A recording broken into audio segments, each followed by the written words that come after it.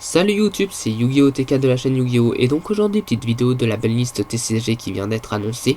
Je vous mettrai le lien dans la description de mes sources. Et donc c'est commenté par moi, Yu-Gi-Oh TK. Et si vous voyez des fautes, n'hésitez pas à me le dire en commentaire, ça me fera rire. Et puis surtout, restez comme vous êtes les meilleurs, vous êtes parfaits, et puis voilà. Et surtout, merci à vous, à tous mes abonnés. Puis ceux qui passent pour regarder ma vidéo, n'hésitez pas à vous abonner, à liker, à commenter et à partager sur les réseaux sociaux pour que tout le monde soit au courant de la belle liste. Donc maintenant, nous passons aux cartes interdites. Nous avons la Super Poly. La Super Poly, c'est une carte qui était limitée, qui est interdite en OCG à la belle liste qui arrive, et qui est interdite chez nous aussi. Et bien, c'est juste overcracké dans Shadow, surtout. Et on va pas limiter la fusion marionnette de l'ombre parce que ça serait trop limiter le deck. Donc je pense que Super Poly c'est mieux. Car Super Poly on défausse, donc on envoie un monstre Shadow, on a son effet. Ensuite on a l'effet du Shadow qu'on a fusionné. Et ensuite on pète un monstre adverse parce qu'on l'envoie au cimetière. Donc en gros c'est juste overcracké, franchement interdit, c'est suffisant. C'est carrément sûr. Après carte limitée, nous avons le bombardier de choc des ténèbres. Alors moi personnellement, vu que le L noir peut revenir, je pense que c'est une très bonne carte à jouer dans le L noir.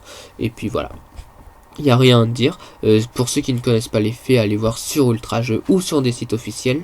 Dans cette vidéo, je ne vais pas parler des effets, sauf pour un qui me semble une carte assez forte pour un deck, que je vais vous expliquer tout à l'heure. Après nous avons en limité le Moral Tac, qui est complètement foutu pour moi, pas complètement foutu, mais un seul Morattack dans un deck artefact, c'est pas jouable. Moi franchement c'est pas jouable, voilà. Et puis c'est tout. Après Vol à l'arraché qui est passé limité, qui était interdit. Vol à l'arraché en gros c'est un numéro 11, mais sauf au lieu de ne pas attaquer, l'adversaire gagne 1000 points à chaque stand-by phase, voilà. Donc c'est pas mal, je pense que je vais la ressortir de mes cartes, si je la retrouve, et je vais la jouer. C'est juste overcracké. Après nous avons en semi-limité. Désolé, la qualité d'image, c'est quand je les ai rétrécis, l'image est devenue caca. Donc carte semi-limitée, nous avons Ange de Loyauté, qui est passé à 2. Franchement, elle était déjà à 2, je crois, à une époque. Et là, elle est passée à 1 et ensuite elle est passée à 2. Franchement, c'est une carte qui pourra renforcer le Budjin, le Seigneur Lumière Roller, voilà, d'autres decks comme ça. Et ça surprend l'adversaire. Surtout dans Budjin, ils ont 5 monstres qui surprennent l'adversaire. Il y a le Budjin, je sais plus comment il s'appelle, quand en défaut, il gagne des points d'attaque. Le Budjin attaquant, ou voilà.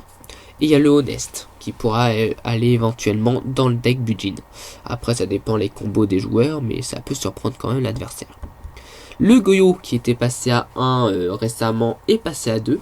Ça renforce évidemment le deck L noir. Comme je vous ai dit, le deck L noir peut être un peu renforcé. Donc c'est une bonne carte que la cote va sûrement remonter. Et puis voilà, je sais pas, je vais pas m'attarder dessus. Ça peut aller aussi dans le deck Quasar, mais c'est pas forcément joué dedans. Donc voilà. Après Trou Noir, donc il y avait Regeki, Trou Noir à 1, et là il passe Trou Noir à 2. Franchement, pour moi, c'est une bonne carte, franchement. Mais franchement, il y a beaucoup de cartes qui ne peuvent pas être détruites ou tout ça. Donc à 2, ça va. Ça va. Ils ont passé des staples à 3 que je pensais pas, donc voilà. Mais personnellement, j'aurais préféré Book of Moon à 2, pas Trou Noir. Mais bon, c'est mon avant-goût. Carte en 3, donc le Mistral le tourbillon, comme j'avais dit, le Mistral passe à 3, donc en gros, je vais sûrement ressortir ma vieille combo, si je m'en rappelle. J'ai fait un match en tournoi, je suis arrivé je sais plus combien avec mon deck L noir, ça date de 2007. Je devais avoir entre 2007, 2008, 2009, 2010, 2011, 2000... Attends, je devais avoir 2007, 2008, 2009, 2010, 2011, 2012, 2013, 2014, j'avais 7 ans. Ouais, donc non, j'étais sur j'avais 8 ans. Ouais, c'était en 2008. J'avais 8 ans, je jouais L noir. Et je suis arrivé avec ce deck contre un L noir. Et j'ai fait un match qui a duré très longtemps. 40 minutes, une manche. On allait jusqu'au time, aux 3 tours additionnels. Et donc on a fini la manche par moi qui est gagné à 100 points d'écart. Donc voilà, ça jouait très peu et jouait quasiment la même combo que moi. Après, Sirène Mur Abyssgind. Cette carte peut renforcer le deck Sirène Mur. Bon, pas besoin d'expliquer. J'aime pas trop Sirène Mur, donc pour ceux qui connaissent parfaitement les effets des Sirènes Mur, bah voilà, elle est jouée dedans. Tengu réincarné.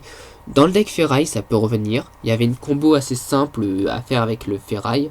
C'est Scrap Day. On pète Tengu réincarné. Ensuite, on pète une carte adverse. Tengu réincarné revient. Et hop, voilà, c'est très fort. Et en plus, il y a le sort de terrain Scrap Day qui pourrait être une très bonne carte. Je pense que le deck Scrap Tengu peut revenir. Après, nous avons le raisonnement à 3. Raisonnement, c'est très fort. En fait, on dit un level, et puis si c'est pas le bon level, bah on invoque le monstre. En gros, s'il dit 4 et on balance les cartes au cimetière jusqu'à temps qu'on a un monstre. Et si c'est 4, on l'invoque pas. Et si c'est en dessous ou au-dessus, on peut l'invoquer. Donc ça peut être une carte très forte pour invocation. Après, ma carte favori, mon coup de cœur que je pense que je vais me trouver. Si je me refais Gusto, parce que c'est une forte carte dans le deck Gusto, la prophétie de transmigration. En gros, on cible 2 cartes dans les ou le cimetière, mélanger les cibles dans le deck de leur propriétaire. Donc en gros, on joue Gusto, on fait plein de tournes, on tourne, mais après on a peu de monstres dans le deck. En gros, on active cette carte piège et on remet 2 cartes, et donc en gros ça peut reformer nos decks. C'est juste pour Gusto que je pensais à ça, mais après il y a plein d'autres choses qui peuvent nous aider. Par exemple, je sais pas, il y a plein de decks, par exemple il y a nos gros tons qu'il nous faut absolument qui sont dans le cimetière, bah on active ça et puis on les remélange dans le deck et puis voilà. Donc c'était tout pour cette belle liste. Donc voilà, je vous remontre très vite. Donc ça c'est les cartes à 3, ça c'est les cartes à 2, ça c'est les cartes à 1 et ça c'est la carte interdite. Donc voilà. Bon. Bah sur ce, je vous dis bye les gens et puis j'espère que ça vous aura plu. Et puis voilà, n'hésitez pas à vous abonner. Kiss.